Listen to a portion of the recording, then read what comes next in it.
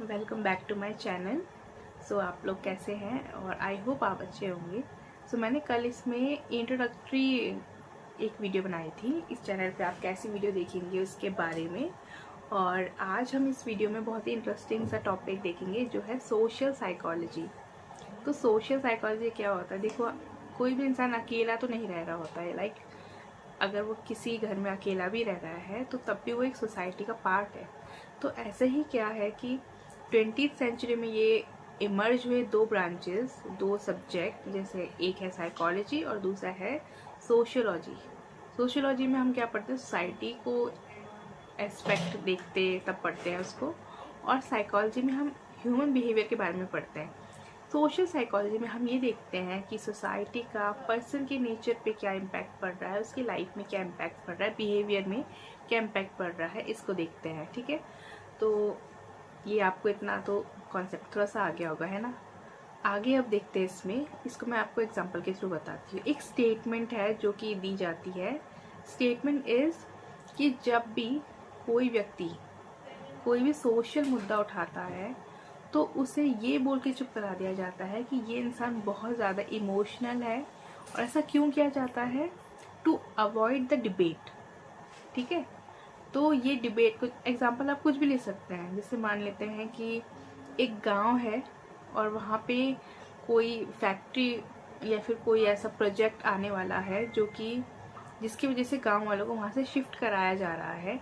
और कोई व्यक्ति ऐसा है जो कि उस मुद्दे पे बात करना चाहता है और उसको बोलना चाहता है कि आप ऐसा नहीं करिए क्योंकि ये इम्पैक्ट करेगा लोगों को, लेकिन उसको इस बात पे चुप करा दिया जाएगा कि ये बहुत ज़्यादा भावुक है, बहुत ज़्यादा इमोशनल है। ऐसा बिल्कुल उसको डिबेट को ही स्टॉप करने के लिए किया जाता है। ये नहीं होता है कि वो इंसान इमोशनल है इस वजह से ऐसा बोल रहा है। तो सोशल साइकोलॉजी, अगर ऐसी सिचुएशन होती है तो उस टाइम पे सोशल साइकोलॉजी क्या करती है, सोशल साइकोलॉजिस्ट कैसे इस चीज़ को डील करते हैं, वो मैं आपको समझाती हूँ।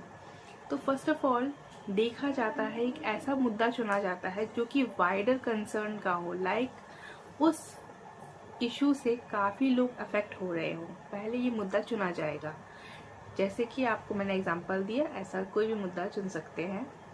सेकंड क्या देखा जाता है कि कुछ उनसे रीज़न पूछे जाते हैं, एक सैंपल को इकट्ठा किया जाता है। यानी कि अगर एक गांव में माना 1000 लोग रह रहे हैं तो उसमें से कुछ आपने 100 लोग चुन लिए सैंपल के लिए।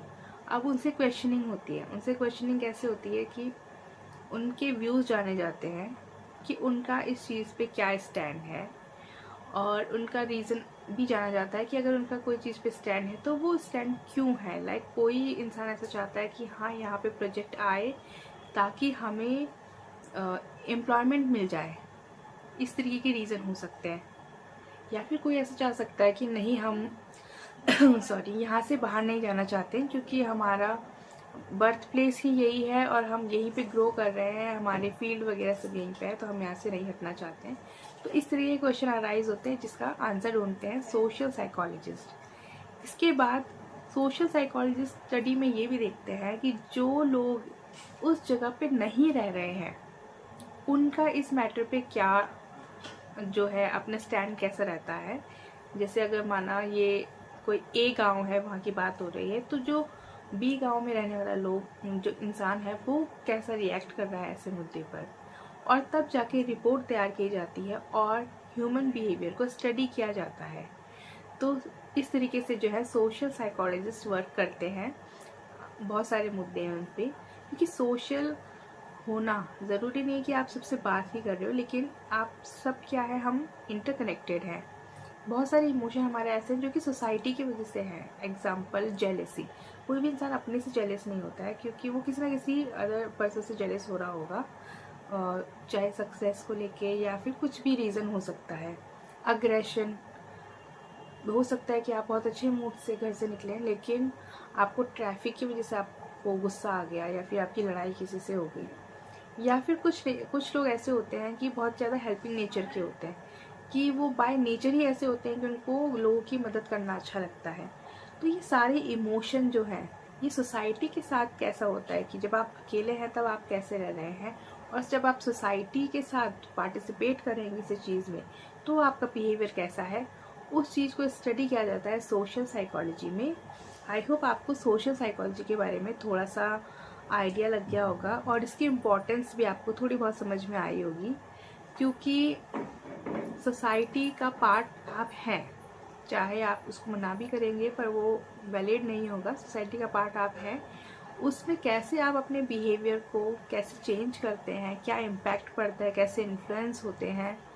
और वैसे भी आजकल के जनरेशन में, आजकल के टाइम में इन्फ्लुएंसर्स इतने ज़्यादा हो चुके हैं जिनका इम्पैक्ट डायरेक्ट और इनडायरेक्ट हमारे यूथ पे या हमारी सोसाइटी पे पड़ रहा है। तो ऐसे में सोशल साइकोलॉजी बहुत ही बड़ा रोल प्ले करती है। आई होप आपको इस टॉपिक पे थोड़ा इंटरेस्ट आया होगा और नेक्स्ट वीडियो में मिलते हैं हम। आज की इस वीडियो में इतना ही। नेक्स्ट और भी इंटरेस्टिंग टॉपिक के बारे में और भी एस्पेक्ट देखेंगे साइकोलॉजी के। तो अगर आपको वीडियो पसंद आएगी तो आप लाइक, शेयर एंड कमेंट कर सकते हैं। फिर हम नेक्स्ट वीडियो में मिलते हैं।